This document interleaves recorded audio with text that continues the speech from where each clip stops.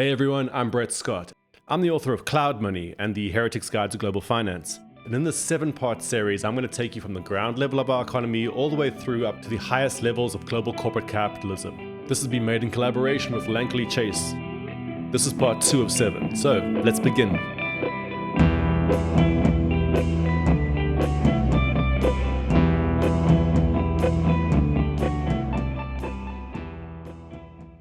So in part 1, we saw that in many ways an economy is an interdependent superorganism that we're all tethered into. But what are the individual people within this superorganism like? Now, there's a long history of philosophers arguing about human nature. Are we selfish or altruistic? Are we good or evil? Basically, are we X or Y? One common feature of these debates is that the disagreeing parties will tend to agree that we are one thing, but they will fight over what that one thing actually is. So for example, in the realm of economics, we've had a whole spate of economists from the 18th century onwards who've often tried to argue that we are a particular human nature, Homo economicus. Now, this is a view of human nature that sees us as rational and narrowly self-interested. People are presented within this view as always wanting to maximize, to accumulate more, as well as to optimize, to seek efficiency, to reduce loss. Now, in the Homo economicus model, we are basically calculating machines that are weighing up costs and benefits, or pros and cons, to our individual selves. Now, there have been many critical thinkers who have critiqued this conception of human nature, who've critiqued the dominant economics discipline and how they view people. Now, not only do these critical thinkers see the economics view as inaccurate, but also when economists describe people as being narrowly self-interested, it can actually encourage us or encourage society to actually be that way. And it can also be used as a justification for exploitative behavior. So we have this problem of this economics model that sees everybody in society as being narrowly self-interested. But rather than us trying to disprove Homo economicus, it's actually much more effective to simply bypass this debate by accepting and arguing that we as human beings are in fact multifaceted. Much like a beam of light contains multiple spectral wavelengths which can be seen by passing it through a prism, so Homo sapiens contains multiple human natures, of which Homo economicus is but one. This then begs the question of who are the others, or what are our other human natures? So let's go through some possible human natures within us. The following list is going to be imperfect and subjective, but just think of it as being a kind of creative spur to help you see what we might be missing when we use singular views of human nature. So let's start with Homo economicus. This is the calculating part of ourselves that seeks maximization, accumulation, efficiency, and optimization. Homo economicus, as mentioned, though, is going to coexist alongside a whole lot of other human natures. So let's look at Homo adventurus, the questing part of ourselves that seeks adventure and exhilaration. Homo communis, that part of ourselves that seeks connection with others and that wants to love and be loved. Homo cogitans, that thinking part of ourselves that wants to reflect upon the world. Homo absurdum, that part of ourselves that just enjoys being silly. It's that part of us that senses maybe that our existence is something of an unlikely cosmic joke. Homo reverens, this is that serious part of ourselves that senses that everything is deeply meaningful and must be approached with reverence rather than being laughed at. Homo meditari. This is that part of ourselves that wants to think of nothing. It's a part of us that wants to fill itself with emptiness, that wants to be free from unnecessary stuff. Homo ecologicus. This is that part of ourselves that feels intuitively connected to the earth, and the trees and rivers. It's that part of ourselves that feels awe when looking up at the night sky, and fascination at other creatures. Homo expressio, that part of us that starts wanting to dance when we hear bass drum, or which feels a desire to sing and to creatively express. Homo shamanicus, This is that mystical part of us that desires to connect to unnamed things and feelings beyond the rational or verbal realm. This part of yourself may sense that not everything can be explained, and that some things must simply be felt.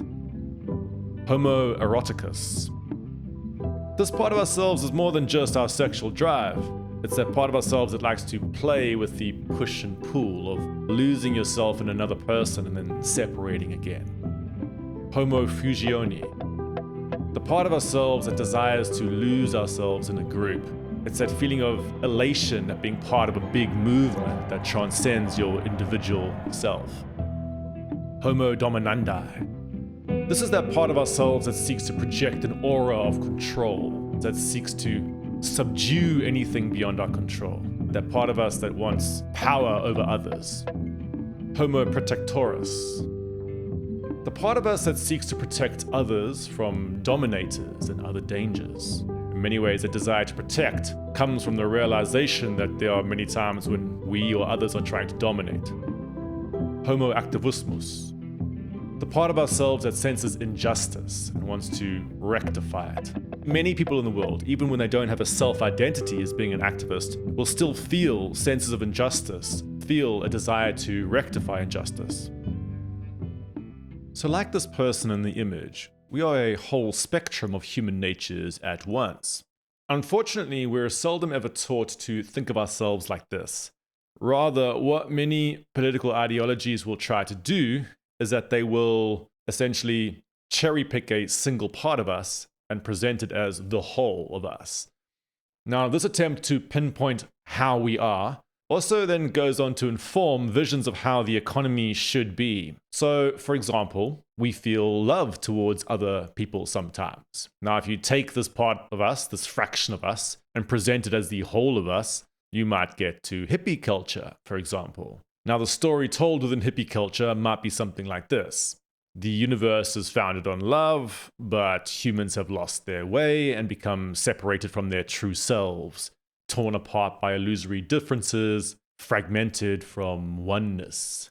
Now, to repair this situation, that culture might present an alternative vision of economic life that involves building eco-villages and communes and small permaculture cooperatives.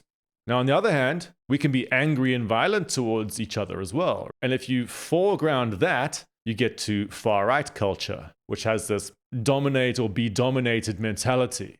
Now, the story within far-right culture might be something like, the world is a Darwinian struggle between races and civilizations, and you must protect your family while crushing threats.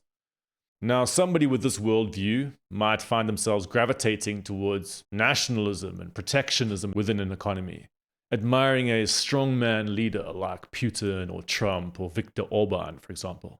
They might also, though, lean towards a kind of every man for himself libertarian vision of the economy. Now, we also have a communal streak, and presenting this part of us as the whole of us is the centerpiece of 20th century communist regimes. Now, within this ideology, humans are seen as fundamentally cooperative, and competition is viewed as being just an aberration that can be solved by getting us together collectively to own everything while being centrally coordinated. To look at this old Soviet poster, it represents this ethos by showing each person with a specific role in society, agriculture, manufacturing, military, etc., working shoulder to shoulder for the common good. Notice the map in the background, which shows the collective output of the country rather than focusing on individual gain. Now, these political economic visions all share one feature. They take one part of us and present it as the whole, and then try to lock it in through some kind of political program. Now, one of the most dominant political economic programs since the 1980s has actually been the promotion of what's called neoliberalism, which has been forged out of an alliance of politicians with mainstream or neoclassical economists. Neoliberalism is synonymous with the rise of Margaret Thatcher, Ronald Reagan, corporations, stock market trading, and in many ways, 80s yuppie culture, as exemplified by the film The Wolf of Wall Street. Now, at its most cartoonish, this culture promotes the idea that greed is good. And this is kind of, in many ways, a sort of amplified version of ideas already found in mainstream economics. Basically, economists notice that we have, as one part of ourselves, an accumulative and competitive streak. But rather than seeing that as but one part of us, they have historically turned that into that vision of Homo economicus, that worldview in which they see all humans as being these rational, calculating agents out for themselves all the time. Now, this vision of Homo economicus can actually fuse with those right-wing visions of domination, that idea that we all live in some kind of dog-eats-dog world where you're in this kind of endless struggle with others. But actually, it's equally typical for economists to try to explain human cooperation in terms of individual self-interest. They believe often that we cooperate only for our personal gain. Breaking the shackles of economics with anthropology. So economists aren't wrong to point out that we have a profit-seeking side of us that might come out in certain types of exchange, but they are wrong to treat that as our only side. Much like we have 5 senses that actually blend into each other and that coexist alongside each other, so too does economic life have multiple different logics that coexist alongside each other. Now, in the discipline of economic anthropology, we recognize this. We see that people have multiple human natures that run in parallel, that express themselves via multiple and often sometimes contradictory moral principles that play out in economies at the same time. Now, one of the best books that grapples with this is Debt, the First 5,000 Years, from the late David Graeber, who is a brilliant anthropologist. Graeber points out that any economy has at least 3 simultaneous moral principles, basically senses of what's right or wrong to do, that exist in parallel to each other. So let's go through these 3 moral principles. Everyday communism. So this is that moral sense that someone who is in more need than you can ask things from you, provided that their need is great enough or the demand on you isn't too extreme. Now, it's important to note that this everyday communism isn't to be confused with the aforementioned communist regimes, which were these political programs that attempted to force this principle into every aspect of life. Now, everyday communism is all around us. It ranges from simple acts of giving directions to a stranger through to acts of saving a child from danger. So, for example, people who are rescuing a kid are not going to be expecting compensation. They're acting because someone is in great need, and the demand on them is within their capabilities. Reciprocity and exchange. So reciprocity is the kind of moral sense that if you're in a roughly equal situation to someone, neither of you gets priority. And if the other person requests or expects something of you, you can request or expect something of them too. Now, unlike everyday communism, which makes little attempt to demand things back, reciprocity has this quite strong balancing of the scales ethos. So for example, these women have used labor energy to gather goods and get them to this point. If you request those goods from them, they will request something back from you. That's an example of a reciprocal arrangement. Hierarchy. This is that sense that a person who's in a position of high status power isn't actually subject to the rules of everyday communism or reciprocity. Now, rules of hierarchy emerge in any society where there are divisions of status. For example, they will govern caste systems and aristocracies. Now, old kings, for example, would demand tribute from those they deemed lower than them, but they could also distribute gifts and patronage as a way to show their power. Now, this same thing actually happens in modern capitalism, when you might see billionaires demanding subordination from their followers, their employees, for example, while distributing philanthropy and other forms of patronage in this display of power. Now, not all hierarchy is necessarily toxic. For example, if you're a grandparent, you might bestow things upon your grandchild. Now, you're not expecting the grandchild to reciprocate. You're just being a grandparent. It is a hierarchical relationship, but it's not necessarily a toxic relationship. Now, sometimes it's hard to tell exactly what principle is actually at play, because these logics can exist simultaneously and intersect with each other in various ways. So let's look at one example of a group and a situation in which these three principles are intersecting. Let's look at narco gangs. Now, it's very common for narco gangs to actually hand out groceries to poor residents in deprived neighborhoods. Now, from one perspective, this is everyday communism. They're handing stuff out to people who are in need. But actually, it's also a situation of hierarchy, because gangs will do this to establish the fact that they are the bosses that need to be respected, rather than the state. Now, gangs have the ability to do this because they've accumulated large amounts of money and stuff through dealing narcotics. They're using exchange, which follows the reciprocity principle in many ways, to get the resources to then position themselves to become distributors of patronage, which also has this slightly everyday communism type vibe to it at the same time. So basically, narco gangs are operating with all three principles at once. So let's look at two other examples you might experience. So if you have some extra food, you might gift it to a hungry homeless person. Now, in this situation, you're not going to expect anything back. So this is everyday communism. Basically, someone is in greater need than you, and you have the ability to help them without it affecting you too much, so you do it. Now, by contrast, if your friend makes you a dinner, you'll actually feel the need to reciprocate at some point, to balance those scales, as it were. And that's an act of reciprocity. It's assumed that you're equals at some level, and you're going out of balance, and then later you'll come back and rebalance in various ways. Many friendships and actual community groups often work with these very subtle, shifting forms of reciprocity. Now, let's say you're at work and your boss treats you and your colleagues to a dinner. In this situation, you're not going to feel the need to reciprocate. That's because your boss is actually bestowing largesse or patronage from a position of hierarchy.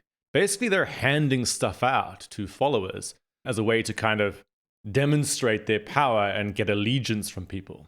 So let's look at one more example. Imagine you have 2 hours before your flight leaves. Now, in this situation, you might be happy to let a stressed person who is late go before you in the security queue. So imagine they come running up behind you and they're all flustered and they say, "Hey, please can I get past you?" In this situation, you're probably going to say yes. You have a lot of time, so you're in a position of power, or you're in a position where their request isn't actually going to impact you too much, and they're in great need. So the everyday communism principle will kick in the situation. Now, this will change if you are in a situation of equality, if you're also stressed and you're also late. In this situation, if they come up behind you and try to get past you, you'll sense injustice because they're breaking a rule of reciprocity, which is if you're in the same situation and you're equals, you cannot expect a person to just give you stuff without having some form of recognition for that or compensation. So if they insist on barging past you, you're going to actually feel angry at some level, and you're going to start to sense that you've been slighted, and you might actually demand compensation of some sort. So in many ways, what we call exchange are these situations where somebody is asking something of you, and you say, well, I can do that, but I'm going to have some form of compensation. Now imagine a different situation. Imagine a security guard instructs both of you to stand aside for an elderly person in a wheelchair. Now, as you do so, you're actually abiding by a rule of hierarchy, or possibly everyday communism. As mentioned, these types of principles are sometimes blended together. Now, in many ways, what we call capitalism is a system that actually foregrounds reciprocal exchange as the cardinal economic virtue. But capitalist economies are rife with hierarchy too, whether it be students prostrating themselves to potential employers or mega corporations using their market power to dominate. That said, everyday communism also abounds in the cracks of a capitalist society. So picture, for example, employees of a corporation sharing cigarettes during their break, or friends sharing a meal after work. Now, many people cannot actually clearly describe what capitalism is, or how a modern capitalist economy actually works. But they often also cannot imagine anything else existing. Much like a fish cannot get enough distance from water to see it clearly, we often can't get enough distance from our system to observe it properly, or to imagine leaving it for that matter. That's why it's often helpful for us to turn to economic anthropology, which specializes in looking at pre-capitalist groups how they operated and how they actually still operate. Now, these groups often foreground different principles, different moral principles, and different human natures. And in the next part, we'll look at two alternative ways of being that actually existed prior to capitalism, and the process by which those were pushed aside and by which capitalism arose. See you next time.